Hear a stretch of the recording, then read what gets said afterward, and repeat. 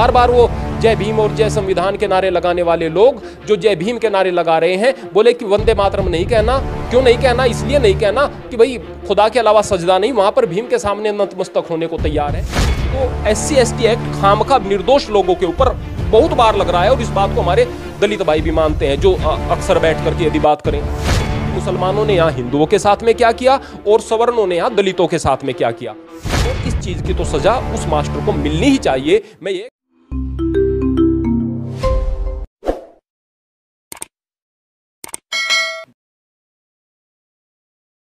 नमस्कार, स्वागत है आप सभी का हिंदुस्तान 24 पर, और मैं आप सबके साथ विपिन चौधरी। देश को आज़ाद हुए 75 वर्ष पूरे हो चुके हैं, लेकिन सबसे बड़ा सवाल ये है कि क्या आज भी देशवासी छुआछूत जैसी सामाजिक बुराई और जातिवादी सोच के गुलाम हैं। और बातचीत करने के लिए आज हमारे साथ महंत आनंद स्वामी जी मौजूद हैं। महंत जी, बहुत बहुत स्वागत करता हूं आपका हिंदुस्तान 24 पर। प्रियवर विपिन जी, आप हमेशा अच्छे विषय लेकर के आते हैं, लेकिन मैं आज के लिए आपको विशेष साधुवाद दूंगा, क्योंकि इस विषय की देश को और समाज को सबसे ज़्यादा आवश्यकता है। देश को तो आज़ाद हुए 75 वर्ष पूरे हो चुके हैं, लेकिन क्या आज भी देशवासी जातिवादी सोच और छुआछूत जैसी सामाजिक बुराई के गुलाम हैं? प्रियवर, अगर मैं दो शब्दों में कह दूं तो कि आज की तारीख में बहुत ज़्यादा जातिवाद है, इस तरह की बात कहूं तो दलितों को बहुत ज़्यादा पसंद आऊँगा। जो अपने आप को शूद्र कह करके दबा कुचला कह रहे हैं, उनको बहुत ज़्यादा पसंद आऊँगा। और अगर मैं इनकार कर दूं ऐसा कुछ नहीं हो रहा, तो दूसरे लोगों को पसंद आऊँगा। लेकिन स्थिति दो शब्दों वाली नहीं है। सवाल इस बात का नहीं है कि हम जातिवादी सोच के गुलाम हैं या नहीं। सवाल इस बात का है कि हमारी सोच का स्तर क्या है। जब तक हमारी सोच का स्तर बेहतर नहीं होगा, तब तक इस समस्या का जड़ से समाधान नहीं हो सकता है।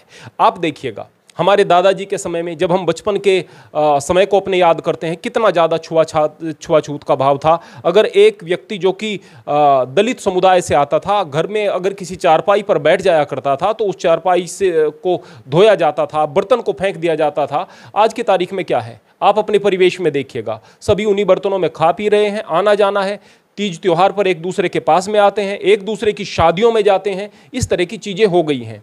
लेकिन इक्का दुक्का कहीं पर अभी भी ये भेदभाव मौजूद है। क्या हम इस बात को नहीं कह सकते कि पुराने समय के मुकाबले आज की तारीख में यह समस्या 90% तक हट गई है? मैं कहूँगा कि 90% तक इसका समाधान हो चुका है। अगर 10% ये समस्या अभी बची हुई है, तो इसका कारण है नेता। इसको खराब कर रहे हैं राजनेता लोग। और कौन लोग? जो कि दलितों को बहका रहे हैं, भड़का रहे हैं और उनके सामने झूठी कहानियां प्रस्तुत कर रहे हैं। क्या हम यह कहें कि इतिहास में दलितों के साथ अत्याचार नहीं हुआ? हुआ है, बहुत ज़्यादा हुआ है, लेकिन उसको बहुत ज़्यादा बढ़ा चढ़ाकर भी दिखाया गया है, इस बात में कोई शक नहीं है। इस देश के अंदर अगर हम एक स्वर्णिम भविष्य को लिखना चाहते हैं, तो हमें दो चीज़ों को भूलना पड़ेगा कि मुसलमानों ने हिंदुओं के साथ क्या किया और सवर्णों ने दलितों के साथ क्या किया। और अगर आप इस बात को याद रखना चाहते हैं कि मुसलमानों ने हिंदुओं के साथ क्या किया, तो भाई दलित भी इस बात को याद रखेंगे कि दलितों के साथ में सवर्णों ने क्या किया। बहुत जुल्म किए हैं, इस बात में कोई शक नहीं है। अब अगर आज की तारीख में हम देखते हैं, तो आज की तारीख में उस समस्या के समाधान के लिए हमारी सरकारें लगी हुई हैं, नेता लगे हुए हैं। यदि आज आप समाज में जाकर दलित को गले लगाते हैं और आपके मन में प्रेम है, तो जानते हो क्या कहेंगे वो लोग? अरे ये तो आज की तारीख में डर रहे हैं, बाबा साहेब के संविधान से डर रहे हैं, या इनका लालच है, लालच की वजह से कर रहे हैं। तो फिर प्रेम कैसे दिखाएं भाई?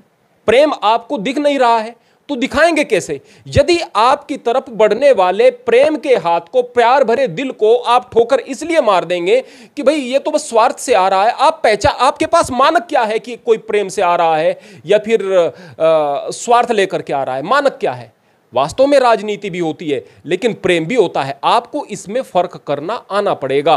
तो दलित भी अपने उत्थान के लिए काम करें, और वास्तव में यदि कोई सवर्ण किसी दलित के साथ में बुरा करता है, तो सवर्णों का सबसे पहला कर्तव्य हो जाता है उस व्यक्ति के खिलाफ खड़े होना। यदि इस दिशा में काम होंगे, तो निश्चित तौर पर इस समस्या का समाधान होगा। राजस्थान के जालोर में जिस प्रकार से घटना घटी, एक अध्यापक के द्वारा एक दलित छात्र को पीटा गया, ऐसा परिजनों ने आरोप लगाया है, चूँकि छात्र ने अध्यापक के घड़े से पानी पी लिया था और बाद में उसके कान की जो नस थी वो फट गई और इलाज के दौरान उसकी मृत्यु हो गई। इस समय ये घटना पूरी चर्चाओं में है, तो आपकी प्रतिक्रिया जानना चाहूँगा। मैं बड़े संभल कर यहाँ पर बात बताना चाहता हूँ और उन लोगों को जो छोटी बुद्धि के लोग हैं उनसे केवल एक प्रार्थना करना चाहता हूँ कि हर चीज में नकारात्मकता ना देखें, बात को समझने का प्रयास करें।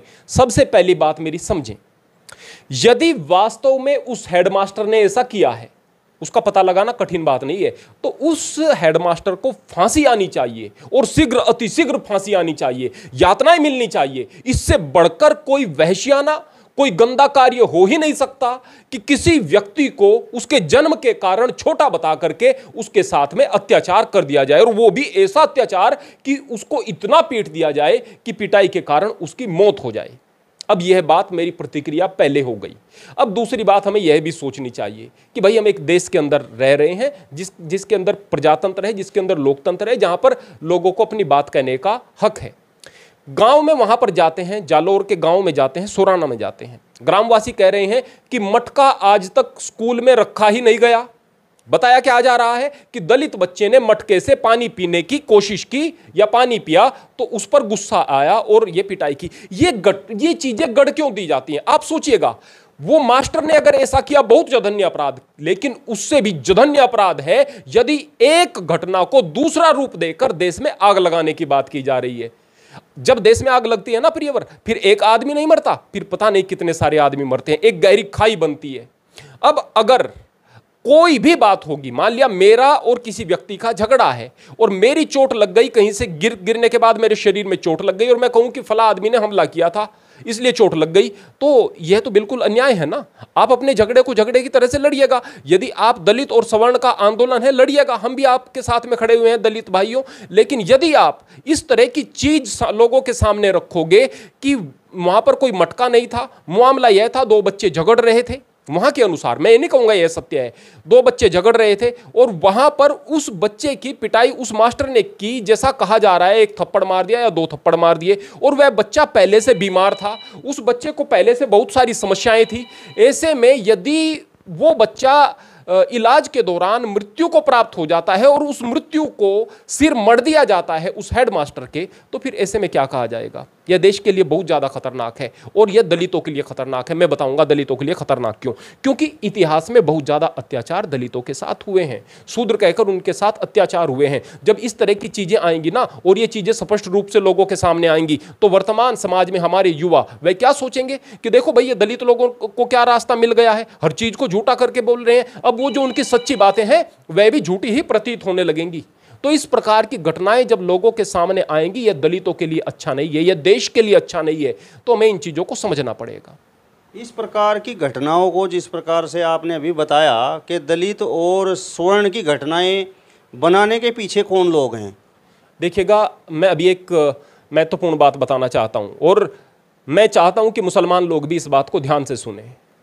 मेरे मन में परमात्मा जानता है, ईश्वर जानता है, मंदिर में बैठ करके बोल रहा हूं, न हिंदुओं के प्रति नफरत, न दलितों के प्रति, न मुस्लिम्स के प्रति। मैं चाहता हूं कि देश में सभी लोग आराम से रहें, प्यार से रहें। इस देश के अंदर एक बहुत भयानक साजिश चल रही थी। वह साजिश क्या थी कि हमारे जो मुसलमान बंधु थे वह हमारे साहित्य को पढ़ते थे, और किस साहित्य को? जो कि गलत तरीके से रखा हुआ है उनके सामने। हमारे यहाँ बहुत सारे मिश्रण भी हुए हैं, हमारे साहित्य में बहुत सारी मिलावटें भी हुई हैं, उस मिलावटी साहित्य को पढ़ते हैं। दूसरे, अगर आप किसी संस्कृत की किताब को पढ़ते हैं तो उसके लिए कौमुदी की, उसके लिए अष्टाध्यायी की आवश्यकता अक्सर हुआ करती है। तो अगर आप कौमुदी नहीं पढ़े हुए, अष्टाध्यायी नहीं पढ़े हुए, व्याकरण आपने नहीं पढ़ी, आप शास्त्र को पढ़ रहे हैं, उसका अर्थ का अनर्थ निकलता है। तो हमारे शास्त्रों का अर्थ का अनर्थ करके, विशेष रूप से टारगेट करके कि जो दलितों के खिलाफ चीजें जाती हैं, उनसे दलितों के कान भरे गए। अब दलितों के जब उनसे कान भरे गए, उन लोगों को नहीं इन चीज़ों के बारे में इतना ज़्यादा पता था। क्यों? क्योंकि जो इस बात को मिशन के तहत लेकर के चल रहे हैं, उन्हें इस बात को समझना चाहिए। बार बार वो जय भीम और जय संविधान के नारे लगाने वाले लोग, जो जय भीम के नारे लगा रहे हैं, बोले कि वंदे मातरम नहीं कहना, क्यों नहीं कहना? इसलिए नहीं कहना कि भाई खुदा के अलावा सजदा नहीं, वहां पर भीम के सामने नतमस्तक होने को तैयार हैं। अरे भाई ये आपकी साजिशें हैं, मैं आपसे कहता हूं। और भाई मुसलमानों, ये आपके लिए बहुत खतरनाक हो जाएंगी, मैं अभी बताऊंगा वो खतरनाक क्यों हो जाएंगी। तो इस तरह की चीजें भड़काई गई और उनके भड़काने से देश के अंदर एक आंदोलन चला। आंदोलन क्या कि जो मुसलमान अगर हिंदू के खिलाफ कुछ बोलता तो हिंदू आग बबूला हो जाता। दलितों को आगे करके हिंदू देवी देवताओं के खिलाफ चीजें बोली गई हैं, हिंदू देवी देवताओं का अपमान किया गया है। और बार बार हिंदू समाज जो कि ये चाह रहा है कि भाई दलित हमसे अलग न हो, दलितों के साथ बुरा हुआ है, उनकी चीजों को बर्दाश्त कर रहा है। दलितों को लग रहा है कि देखो भाई हम तो ताकतवर हो रहे हैं। ताकतवर नहीं भाई, आप उस प्यार को समझो जो आपको देने की कोशिश आज समाज कर रहा है, उसको समझो। और अगर इसके अलावा कोई दूसरे धर्म का व्यक्ति होता जिस तरह की चीजें आप कर रहे हैं तो बड़ा आंदोलन हो जाता। अगर आपके खिलाफ चीजें नहीं हो रही, बड़ी हिंसा नहीं हो रही, तो इस प्यार को समझो और इससे बाहर आओ। और मैं मुसलमानों को एक बात कहना चाहता हूं, अगर आप इस्लाम में किसी की एंट्री कराना चाहते हैं, मुझे दिक्कत नहीं भाई, आप कराओ बहुत अच्छे तरीके से, लेकिन इस्लाम को समझा कर कराओ। अगर नफरत सिखाकर आप इस्लाम में लेकर के आओगे तो वो जो मुसलमान बन करके करेंगे वो वही करेंगे जिससे कि इस्लाम बदनाम होगा, जो कि हो भी रहा है। तो वो इस्लाम के लिए भी खतरनाक है, वो दलितों के लिए खतरनाक है, वो देश के लिए खतरनाक है। तो इस तरह की चीजें देश के अंदर चल रही हैं। और जो ये युवा नेता आज की तारीख में हो रहे हैं ना गहरी सोच है, न गहरी समझ है। बोले कि हम चंद्रशेखर हो गए हैं, हम फला फला ये दूसरी चीजें बना रहे हैं, हम मानवता की और प्रेम की बात करो भाई। आप इस बात को समझो। बोले मोदी से नफरत है, क्यों है मोदी से नफरत? मैं यहां पर पार्टी की बात नहीं कर रहा हूं। क्या बार बार बाबा साहेब भीमराव अंबेडकर के सामने नहीं झुक रहे हैं? क्या बार बार उनके सम्मान की बात नहीं कर रहे हैं? क्या दलित को राष्ट्रपति नहीं बनाया जा रहा है? क्या आदिवासी को राष्ट्रपति नहीं बनाया जा रहा है? आप क्या अपेक्षा करते हैं जो चीजें? क्या यहां पर SC ST एक्ट को, जो कि जिसका मैं समर्थन नहीं करता, क्या उसको बीजेपी ने, मैं समर्थन नहीं करता, मैं बीजेपी के विरोध में हूं इस बात को लेकर के। क्योंकि एक आदमी कि भाई एक दलित ने जाकर आरोप लगा दिया कि मुझे तो चमार कहा है, मुझे तो फला कहा है, मेरे खिलाफ तो यह बात कही है, और जाकर के उसको अंदर डाल दिया जाए। न कोई सुनवाई है, न कोई तहकीकात है, बस उसको अंदर डाल दिया जाए। तो उसके खिलाफ अत्याचार नहीं है तो क्या है? आज की तारीख में अदालत के अंदर अगर सबसे ज्यादा फ्रॉड मुकदमे चल रहे हैं दहेज के हैं। अगर मामला लड़की का और उसके पति का कुछ हो गया है ना, तो दहेज का मुकदमा पहले ठोक दिया जाता है। पिसते रहते हैं बेचारे निर्दोष ससुराल वाले, हालत खराब हुई पड़ी है। क्या इसका मतलब यह नहीं कि औरतों के साथ अत्याचार नहीं हुआ है और हो भी रहा है, लेकिन फिर भी दहेज के फ्रॉड मुकदमे हैं। ऐसे ही SC ST एक्ट लग रहा है। तो SC ST एक्ट खामखा निर्दोष लोगों के ऊपर बहुत बार लग रहा है। और इस बात को हमारे दलित भाई भी मानते हैं, जो अक्सर बैठ करके यदि बात करें। तो मैं इस बात को लेकर के विरोध में हूं बीजेपी के, लेकिन बीजेपी ने किया है, आप लोगों के लिए किया है, और उसके बाद आप मोदी से नफरत कर रहे हैं। क्यों? क्योंकि पीछे से पंप कुछ और है, चीजें बताई कुछ और जा रही हैं। मैं ये नहीं कह रहा कि आप मोदी के पक्ष में जाएं या नहीं, मैं कुछ और बात कह रहा हूं। उस गहराई से आप समझें, चीजों को समझें। तो यदि आप देश के बारे में सोचना चाहते हैं तो हमें दो चीजों को भूलना पड़ेगा। सबसे पहले कि मुसलमानों ने यहां हिंदुओं के साथ में क्या किया और सवर्णों ने यहां दलितों के साथ में क्या किया। हमें क्या करना है? मुसलमान और हिंदू मिलकर के इस देश के बारे में सोचें, और दलित और सवर्ण मिलकर के इस देश के बारे में सोचें। और रहा सवाल इस्लाम के प्रचार का, तो खूब करें भाई, लेकिन प्यार से करें, अपनी बात बताकर करें, साजिशों के तहत ना करें। और हिंदू आप भी अपनी बात बताओ भाई, अच्छे तरीके से करो। अगर आपकी बात में और आपके व्यवहार में दम होगा तो आपका धर्म आगे जाएगा, उनके व्यवहार में और उनकी बात में दम होगा तो उनका धर्म आगे जाएगा। दलितों के साथ सभी प्रेम से पेश आओ और अपनी एक इबरत पेश करो, एक मिसाल पेश करो कि कौन इन दबे कुचलों को आगे उठा सकता है। और जो भी इन दबे कुचलों को आगे उठाने में और इनका सम्मान करने में पहल करे, उनकी तरफ आगे बढ़े, तो उस धर्म को समझते हुए दलित लोग बेशक उस धर्म के साथ में चले जाएं, कोई दिक्कत की बात नहीं, पर उस धर्म को समझते हुए, नफरत से भर करके नहीं, साजिशों से भर करके नहीं। मामला चाहे कुछ भी रहा हो, लेकिन उस अध्यापक के बारे में आप क्या कहेंगे जिसने उस दलित छात्र की इतनी निर्ममता पूर्वक पिटाई की कि उसके कान की नस फट गई और इलाज के दौरान उसकी मृत्यु हो गई। जब भी घटना के बारे में उस छात्र से पूछा गया तो वो बार बार अपने कानों पर हाथ रख रहा था। सबसे पहली तो बात यह कि अध्यापक को क्या चीजें सोचनी चाहिए। ऐसा मैं बिल्कुल नहीं कहूंगा कि अध्यापक को बच्चों की पिटाई नहीं करनी चाहिए। दंड के बगैर बच्चे नहीं समझते हैं। ये आइडियोलॉजी की बातें हैं। मैं भी कुछ समय तक अध्यापक रहा हूं। ये आइडियोलॉजी की बातें विद्यालय में नहीं चला करती हैं। बच्चे को दंड दिया जाता है, लेकिन दंड तो भाई माँ बाप भी देते हैं। माँ बाप का बच्चों के प्रति प्रेम है, वही प्रेम अगर अध्यापक का बच्चों के प्रति नहीं होगा तो फिर वो संवेदनाएं नहीं हो सकती और इस तरह की घटनाएं सामने अक्सर आएंगी। चाहे मामला जो भी रहा है, उसको रंग भी चाहे दूसरा देने की कोशिश की जा रही है, लेकिन बच्चे की वास्तविक स्थिति को देखे बगैर उसकी पिटाई कर देना यह निहायत ही जाहिलाना काम है। और इस चीज की तो सजा उस मास्टर को मिलनी ही चाहिए। मैं ये कहूंगा कि अगर जाति का मामला है तो भी सजा मिले। अगर ये मामला जाति का नहीं है और ये द्वेषपूर्वक नहीं किया गया है, अनजाने में हुआ है, तो भी ये पाप है। यहां पर अध्यापक का एक वीडियो भी वायरल हुआ था। वहां पर वह उस वीडियो में ऑडियो क्लिप थी, वास्तव में वह उस वीडियो के अंदर उस ऑडियो क्लिप में जो फोन की रिकॉर्डिंग है, अध्यापक कह रहा है कि मैं बच्चे का इलाज करा दूंगा और क्या चाहिए आपको। अब ये शब्द अच्छे नहीं लगे मुझे सुनने को, यानी कुछ एहसान थोड़ा ही कर रहे हैं भाई, बच्चे का इलाज करा रहे हैं।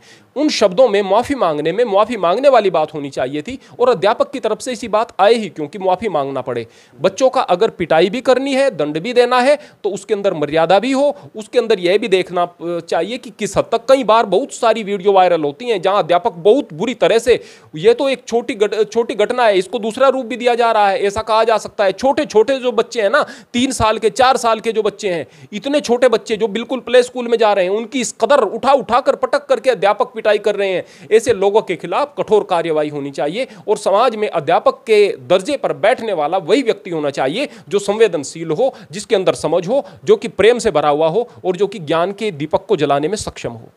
आपको नहीं लगता कि इस घटना के बाद दलित समाज और सवर्ण समाज 2 धड़ों में बंट गया है? देखिएगा प्रियवर, ये इस घटना के बाद नहीं बटा है। मैं फिर से कहूंगा, ये घटना एक बहाना है। हर वक्त कुछ लोग बैठे हुए हैं, एक बनते बौद्ध धर्म के, बार बार बोल रहे हैं ये कर दिया वो कर दिया। अरे भाई, गहराई तक जाओ तो, ग्राउंड रिपोर्ट देखो तो, हकीकत को जानो तो। एकदम से अगर आप भड़काने वाली बात कहना शुरू कर देंगे तो वो अच्छी बात थोड़ी है। भड़काने वाली बात, एक जिम्मेदार आदमी जिसकी बात को लोग सुनते हैं उसको 10 बार सोच करके कोई बात कहनी चाहिए।